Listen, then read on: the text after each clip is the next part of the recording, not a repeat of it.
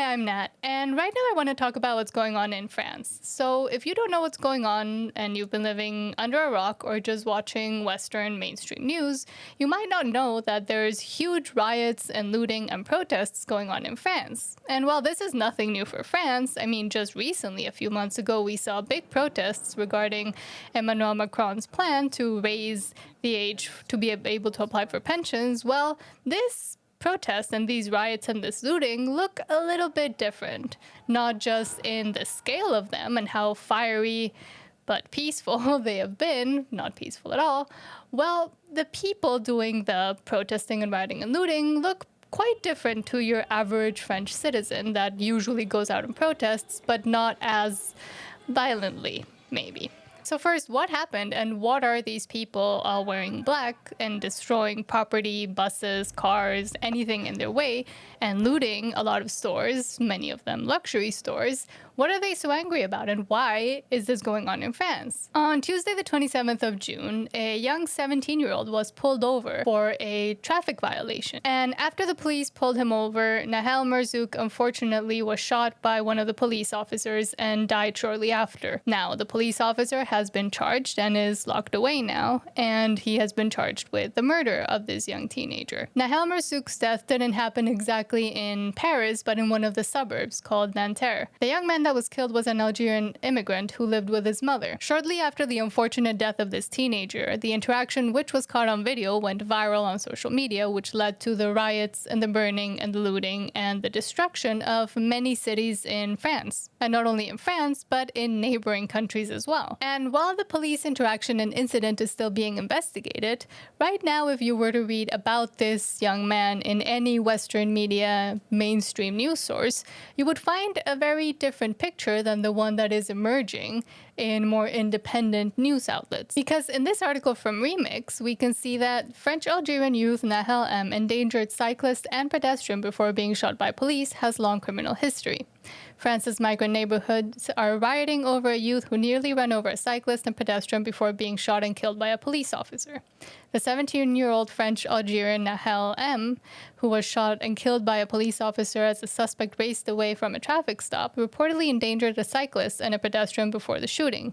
The fact may complicate the subsequent arrest of the decorated police officer in the case, who has been charged with homicide. However, Nahel M has an extraordinarily long criminal history for a 17-year-old, and in many ways, the officer shooting Nahel M, who raced away from a traffic stop at high speed, may have prevented Nahel M from killing someone himself, which he reportedly almost did shortly before being pulled over. According to information from Europe 1 news outlets, Nahel M had 15 mentions in the criminal history file and had been implicated 5 times for refusals to comply with police officers in 2021. In addition, police recorded him for crimes including concealment and disorderly conduct against police in 2020. In February 2022, he had been implicated in the use of false license plates, concealment, and driving without a license. While I don't want to cheer on the police in France because we saw how they behaved during the pandemic under Emmanuel Macron's orders, well, in a lot of the cases where we see police shootings, especially police shootings of people of color that are widely publicized and that enrage the public, well, many times we don't get the full history of the person that they were trying to arrest or that they were interacting with. After a few days, police did eventually come out and start to control the riots in France. However, Emmanuel Macron was at an Elton John concert the day after the riots started to happen. And he didn't really order that many police to come out and try to do anything about the rioting, which is why many buildings burned down, millions of cars were burned, millions of buses were burned, and a lot of people's lives were affected. And while I could go on and on about how these riots are completely different from the usual protests we see in France, how the people are looting luxury stores and not really getting bread for their families, as the narrative usually implies that the looting is for, as reparations of sorts, while I could say that importing millions and millions of military-aged men into westernized countries where there's a complete culture clash, where ethics and morals are completely different, and it's usually done out of guilt, especially in European countries, Well, I think there's a bigger story at play here that is not really being talked about or mentioned. But what could this annihilation of culture, as Douglas Murray likes to call it, be leading towards? And why is it happening across many European countries, not only in France? And we've been seeing it for the past few years. You see, the aspect I think is not being talked about enough is that a lot of these protests, riots, division that is being created in a lot of Western countries between one group and another one is not fully just organic and not just happening on its own.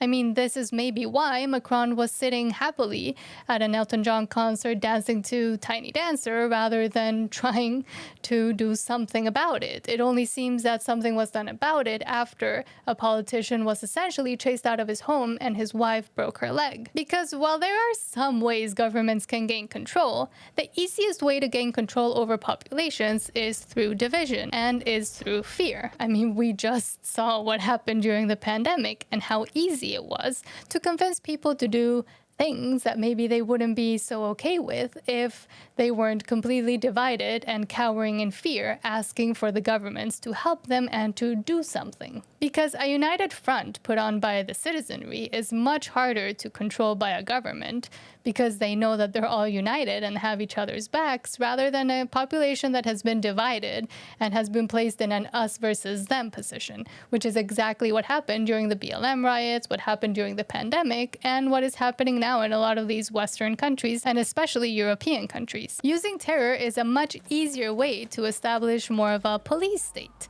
to get citizens to demand further control from government and to remove liberties for all, because it is all being done under the guise of the government is here to help and protect you from the things that are dividing you, which is usually the government itself. Because if we go back a few months and you remember what the protests regarding the raising of the pension looked like, well, it looked like a much more united front, and they were being united against the government and the policy that Emanuel Macron wanted to enact and change. However, in this case, they look completely different, and everybody is completely divided, in this case along mostly racial lines. And while these riots in France and all over Europe are going on and further dividing the people against each other, well, the European Union has been busy at work enacting policies that could actually unite the people against their own governments if they realized what these policies and where these policies actually led.